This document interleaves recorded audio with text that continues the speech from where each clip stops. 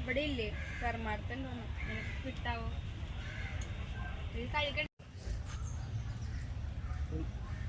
വിശ്വാസം അങ്ങനെ കണ്ടിട്ടില്ല